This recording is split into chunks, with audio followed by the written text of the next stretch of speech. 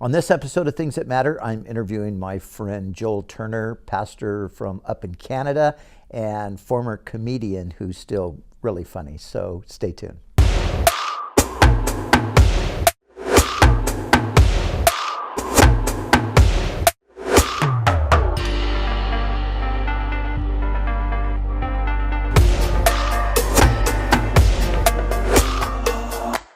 Hi, and welcome to this episode of Things That Matter. I'm your host, Brian Brodersen, and I'm delighted to be in the studio today with my friend Joel Turner.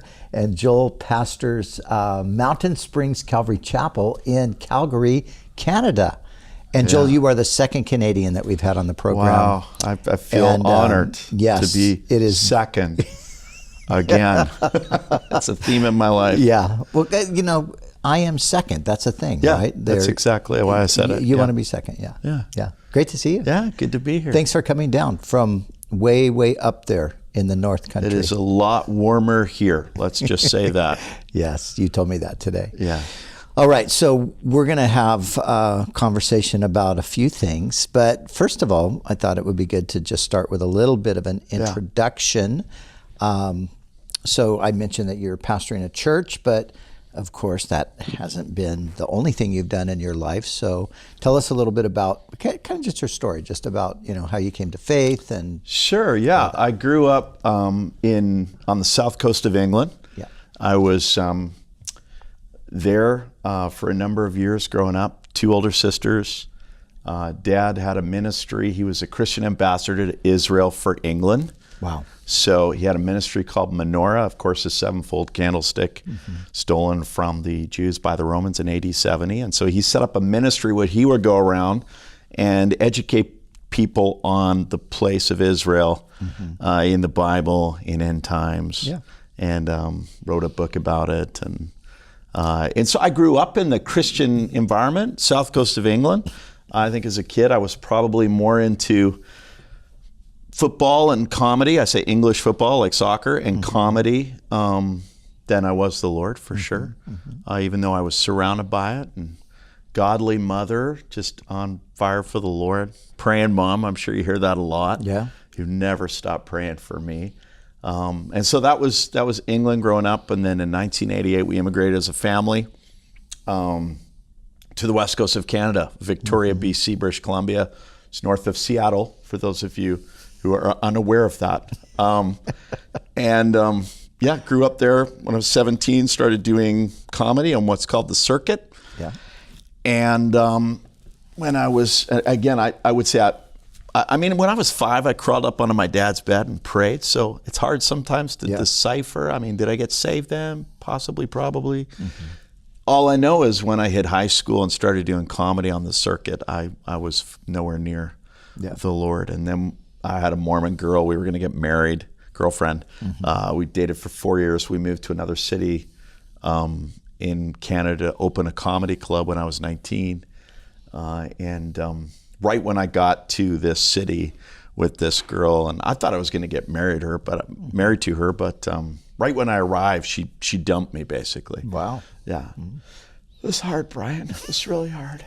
Yeah, we can. I don't like to talk about it. We can counsel about that after the program. Thank you. After the program, please call in. But so and through that, I was running the comedy club, and I remember just hitting rock bottom and doing what anyone does when they hit rock bottom in a horrible breakup, and that was listening to sappy music on the radio, sobbing a lot.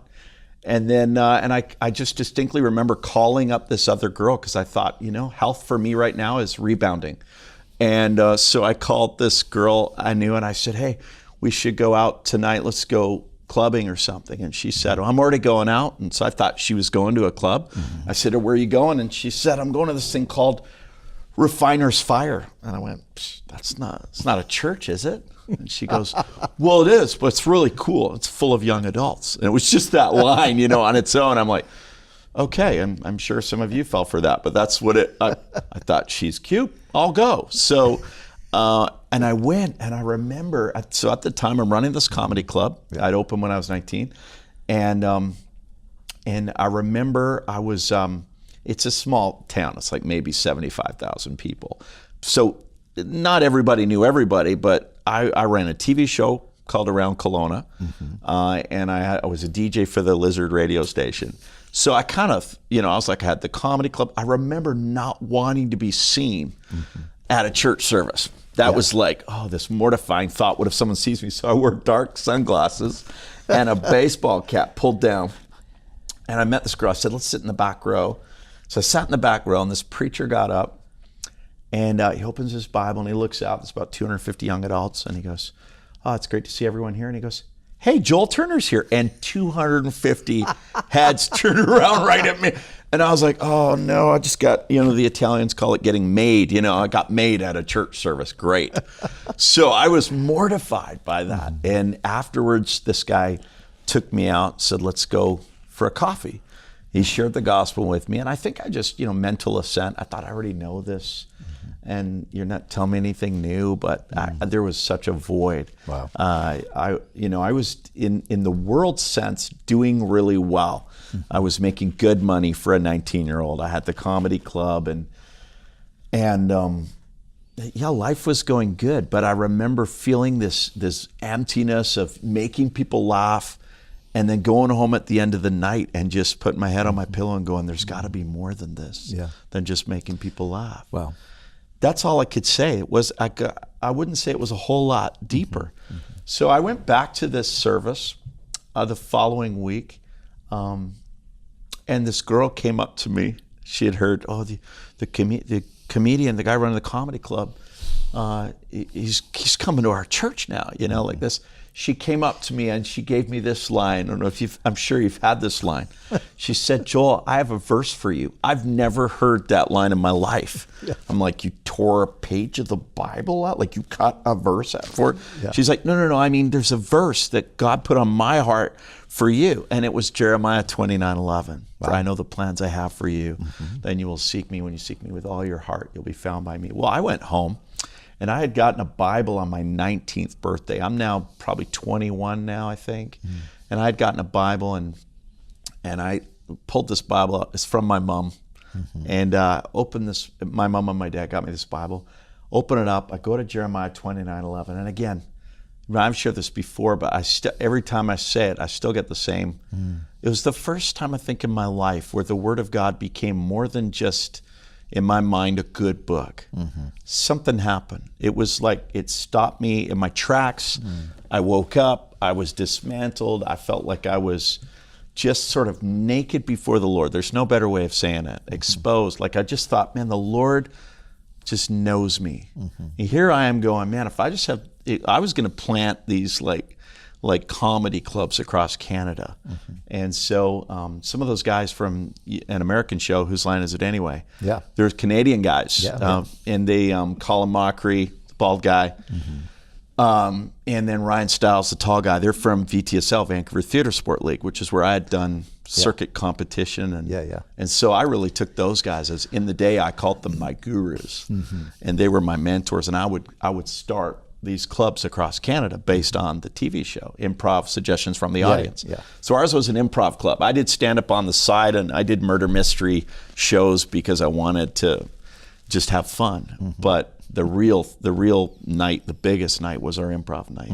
That's the one that was taken off.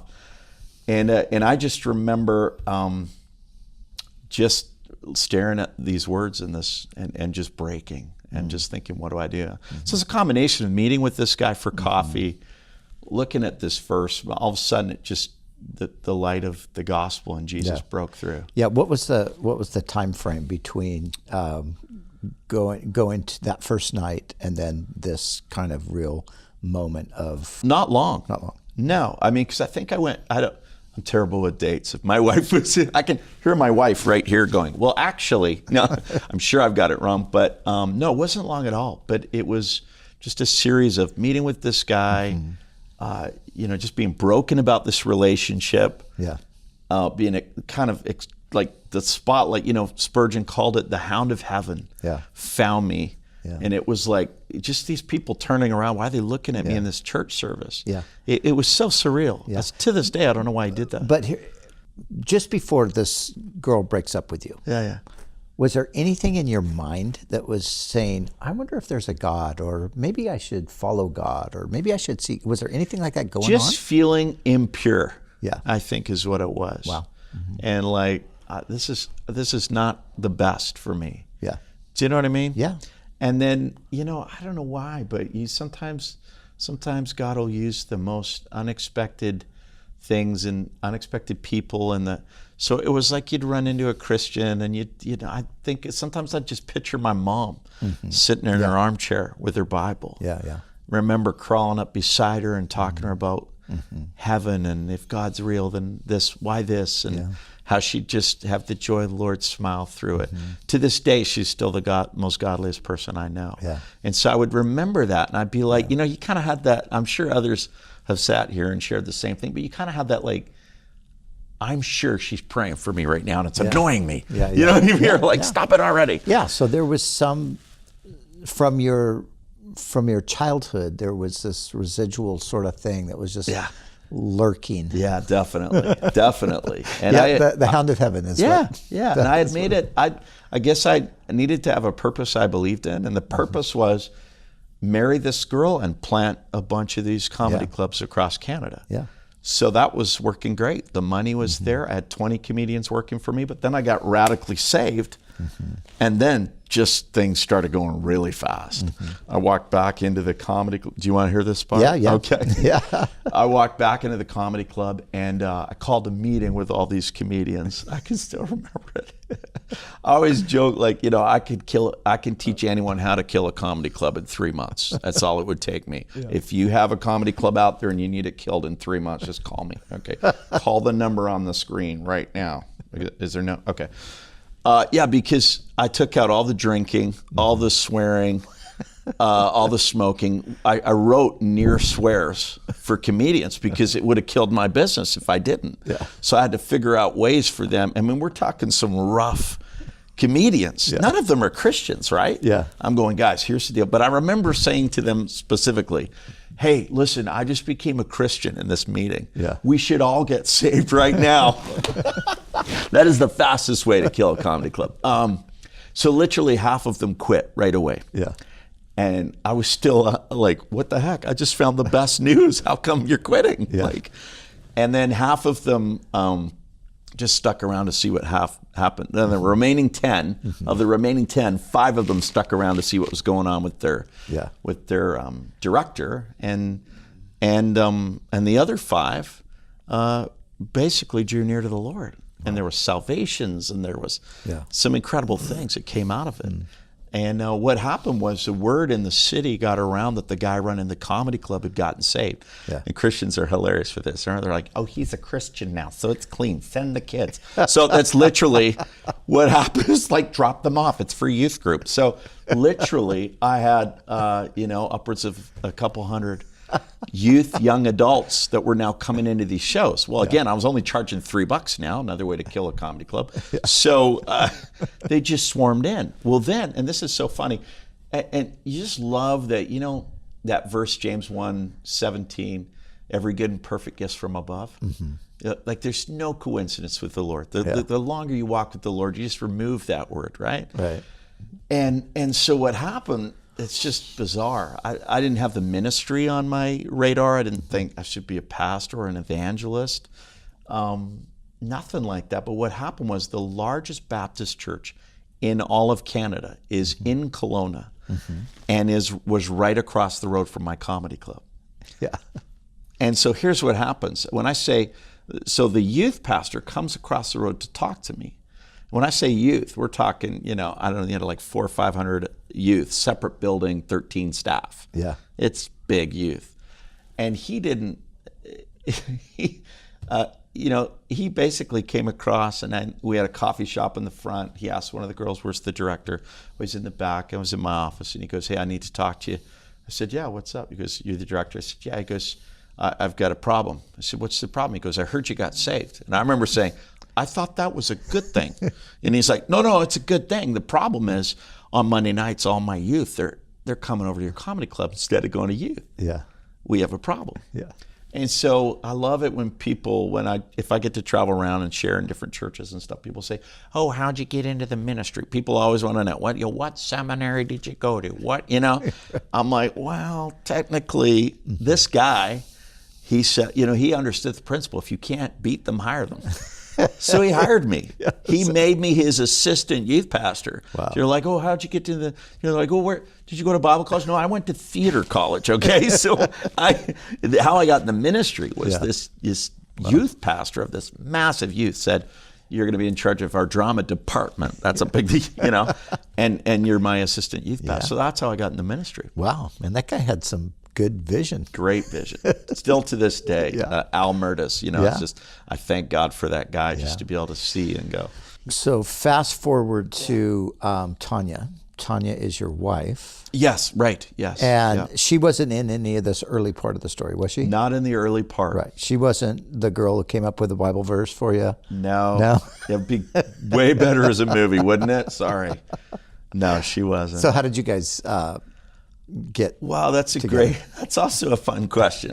So what happened to me is after I get saved, I would say my first calling is an evangelist more than a pastor. Yeah. So I would just start sharing the gospel, leading people to Christ. And so I was doing this lots, and then people hear about that. They bring people to the comedy club because they know it's safe, or they'll say, "Joel, can you come share with this person?" Mm-hmm. So there's a girl at our church, and again, I started attending the church across the road, right? Yes. Big church. And she said, "Look, there's this nurse in my nursing program, and she's rough around the edges, but I'm bringing her to the Easter service." Yeah. And I said, "Well, how rough?" She said, "Well, they used to pay her to dance on the speakers at nightclubs because she's such a good dancer." Yeah. I'm like, okay. And so I remember, I don't know if this will get edited out or not, but she walked into a Baptist church where everybody wore suits, okay? The girls wear long dresses, like in a mini skirt chewing gum. And she walked in front of the young adult section, and I remember having two thoughts ran through my mind. The first one was, she is gorgeous. And then the second one was, she needs Jesus. Just being honest. So I thought, and then my friend was like, "Oh, that's the girl." I'm like, "Thank you, Jesus." So we went out to a restaurant, and I shared the gospel with her, and she was very much like, it's such a gospel story. Yeah. Right? Her language was like brutal. Yeah. She's going out for smoke breaks. Like if you met my wife now, you'd go, "Oh, that can't be the same girl." Yeah. That's the gospel. Yeah. That's the power of Jesus. Yeah. So I start sharing the gospel with her, and she'll tell it now like, oh, she thought she was already saved. So she'd be like, "Oh, yeah, I know Jesus." But of course, she knew Jesus here. She didn't know him here. And so so I just started spending more time with her. Yeah. Sharing the gospel. So I took her to this same service where this guy was.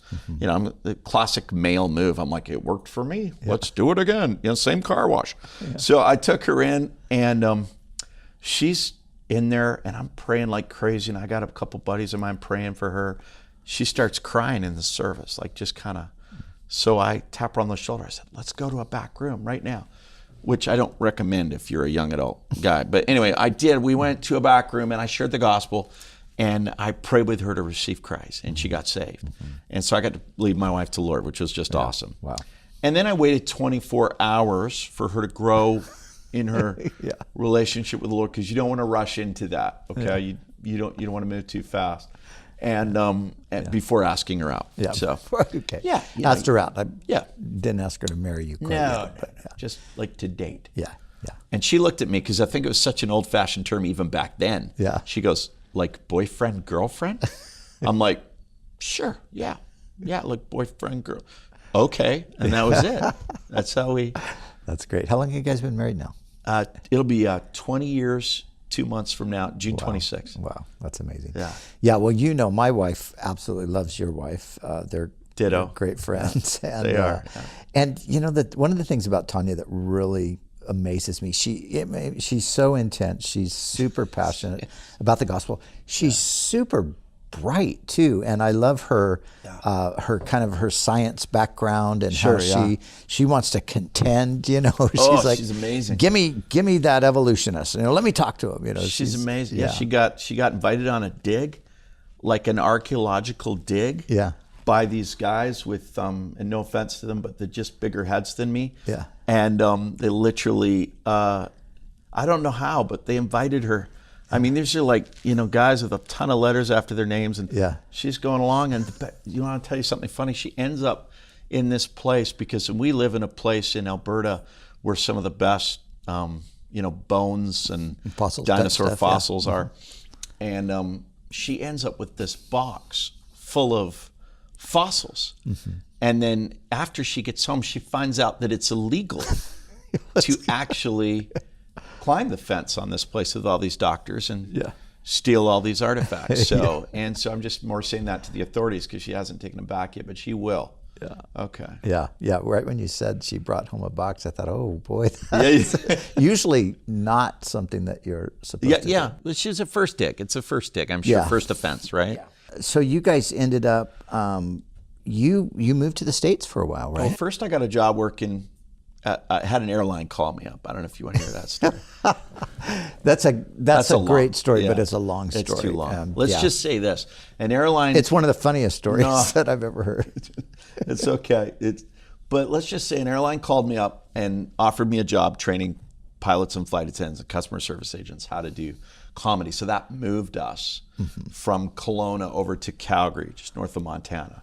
Okay. And so that's what repositioned us for our first year of marriage. Okay. So I was at their base in Calgary teaching comedy, and then we were just seeking the Lord, and really clearly felt the Lord saying, you're going to take a year of pouring into each other.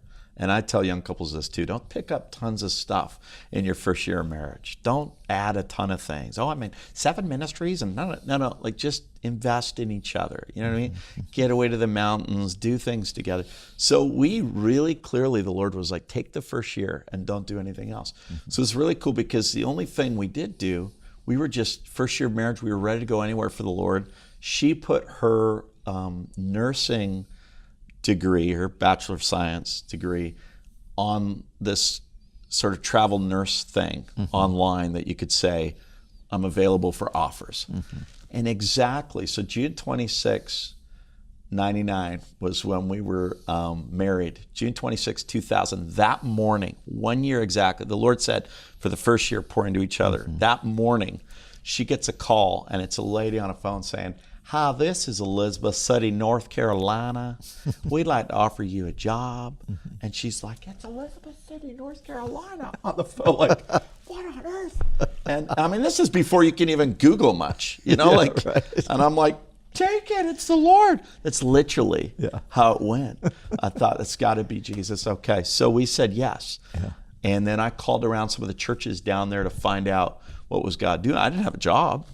This was just a 3-month. Back then they were so short down here in the States that they were offering, like, you know, we'll give you a little bit of money to come down, be with us for 3 months and help us out even. I think it was 6 months is what it was.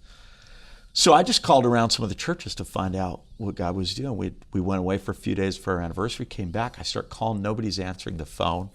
And finally, I mean, there's like 126 churches in this town of 15,000. Finally, this lady answers the phone. Hello. I said, hi, is your pastor there? She said, no, he's in the garden right now.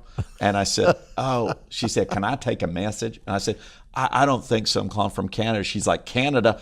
Clay, phone now. Like this, and you hear, this is Clay, right? This is, and I was like, your wife told me, like, I was going to hang up. What is it? And so I said, look, I don't know why, but I'm calling around your churches. Nobody's answering the phone. And just trying to find out what God's doing in your city. Joel, it's July 4th today. That's our Independence Day. We don't answer the phone on Independence Day. And I was like, oh, of course. Well, anyway, I shared my story with him. And he says, you're not going to believe this, but I know for a fact there's a guy across town. Sounds like he's been praying for 6 years for a youth pastor. I think you're the guy. Like, this is the conversation. I was like, you know, you're on like, the 4th of July. Yeah, I'm like, thanks, thanks. So I call this guy, and he's in his office. He's never in his office, and he interviews me over the phone, and he's like, "You sound like the guy, Joel. Come on down." So we both go down. I got a youth pastor job, and it was awesome. We had 4 years down there. We started with a youth group of about 8 kids, and God grew it to about 120 in 4 years. It was great. That's great. Yeah. I didn't hear it. I never knew I've never told you part that story. No, that's a good North Carolina accent, Thank too. you. Yeah. You get it when you're down there. I don't know if you're aware of this, but with North Carolina, you almost need a translator. If you go from Canada, city Canada, to where we don't have an accent, everyone says, to deep South North Carolina. Right. Because all they told me on email is there'll be a pastor. Yeah. You know, even in email, you can do North Carolina. There'll be a pastor who'll meet you at the back of the room.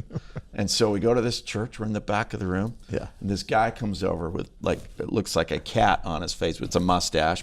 And he goes, "Are you Joel?" And I said, "Yeah." And he goes, "Jeet?" And I went, "Jeet. No, it's Turner, my last Joel Turner." "No, did you eat?" That's what he said. I was like, that's what you need to translate, Jeet. And I said, "No." And he goes, "Juana?" I'm like, "What?" He goes, "Do you want to?" Like that. So, and I mean, it's not, it doesn't just stop there, but with the double negatives, you have to translate too. Because I have a friend down there whose nickname is Country. Now, if you live in deep South North Carolina and your nickname's Country, I mean, you're about as redneck as they come. And when he would talk, I would have to translate and count, like it's math. You have to do all the double negatives. He'd be like, "There's not no way I'm ever going down there, no." And I'd be like, "So you are going? Okay, all right." That's North Carolina, bro. That's how it rolls down. So you are now pastoring in Canada, in Calgary, and you have been doing that for quite some time now. Yeah. Mm-hmm. And you also, you're very engaged in evangelism. You actually took a couple years and kind of did more of an itinerant evangelist thing. You're involved with me in the UK, which is your home country. And you've been part of Creation Fest for a number of years now, and you're greatly loved at Creation Fest. So what do you see the Lord doing right now? Let's just talk for a second just about Canada. Sure. Yeah. You know, because we're way down here. You know, Canada's like, it's a foreign world up there. You know, do you guys have cars up there? We just got a new 3-wheeler. Yeah. It's called a Mr. Bean. Yeah. So you know, but we hear things, you know, about kind of what's going on up there. Brian? Well, you know, we have an interesting president in the country, and you have an interesting leader as well, right? We don't have cable TV, so I'm not aware of your leadership down here. Is it good? Yeah. Okay. But you have a prime minister. Yes. Correct? Yes. Okay. So, but you know, here's what we hear, and this is what I want to touch on for a second. You know, like, man, up in Canada, it's really like they're really persecuting Christians, and you know, you can't. You know, if you teach the Bible, you're going to get arrested, and you know, I mean, we hear those kinds of things. I hear that kind of stuff, and obviously, I've been to Canada a lot. I know a lot of Canadians. So, but you tell us from your standpoint, what's the climate spiritually like in Canada? You know, it's a hard question. It's a good question, but it's a hard question. I would say it's a hard question. Why? Because as an evangelist, to me, I don't mean this disrespectfully, nor apathetically, nor like arrogantly, but I just say, I don't really care. Yeah. So, you know, I'm going to preach the gospel. The gospel is the power to save. Yeah. So I'm going to lift up Jesus wherever I am, and that's the message really that when I was traveling around, was just telling people that it doesn't matter what you're up against. But of course, there's a reality. But I think, we have laws that come into place that are quite stringent against, but they've not inhibited, I don't think. I think Christians can hide behind that. And I think I'm probably on the opposite side of some guy would sit here and just give you some esoteric, deep existentialism answer on, well, this is what's happening in the climate of Canada. But I just want to say, to me, the fields are white for harvest. And I just haven't run into it. There's stuff, but my approach probably is a little more like, if it happens, it happens. Well, what are you going to do? Preach the gospel. And you know, I mean, I think that's I mean, we hear that about a lot of places, right? I think it's sensationalized a bit about us, I to think be so honest. too. I think it's sometimes Facebook kind of blows everything Yeah. out of proportion. But yeah, because what I know from my experience and from what I know of you guys and a number Yep. of other friends, man, God's doing a work. Yeah. And all of, our friends that, we know together in Canada, I don't know anybody that's not excited about what God's doing. No, and I mean, how many times do we say that classic statement where, the light shines brighter in the darkness? Yeah. So for me, that just fires me up. Yeah. And I think, I get it. I do get it. I remember, the scriptures say, don't despise the day of small things. And I remember years and years ago sitting at a Canadian conference, and you came. Mm-hmm. And I was like year one of a church plant maybe. Mm-hmm. And I was like, this is going to be the year. Year two is going to be the year that we are accepted and we're a real church. And do you even know what I'm going to say? No. You got up and you said, until you've been a church plant 5 years, you're not really a church. And I was like, oh. But you were so right. Yeah. And I think when you're in, and why do I reference that about what we're talking about? Because when you're in those early days, it's easy, as it was for me, to go and tell people at an American conference, like, oh, our battle, the area I'm in. Yeah. But I think sometimes that's just beginnings are like that. Yeah. Do you know what I mean? Yeah, everywhere. Because when you start seeing traction and people getting saved and them bringing friends, it's exciting wherever you are. Yeah. But when you start out, you're just like, my battle, no, Alberta, that's the real. Where is it not? I mean, no, we're not getting our heads cut off. We're not, you know what I mean? Yeah. Is there going to come a time where we'll come to a T-junction? Possibly. Would it be quicker than you guys? I don't know. Yeah.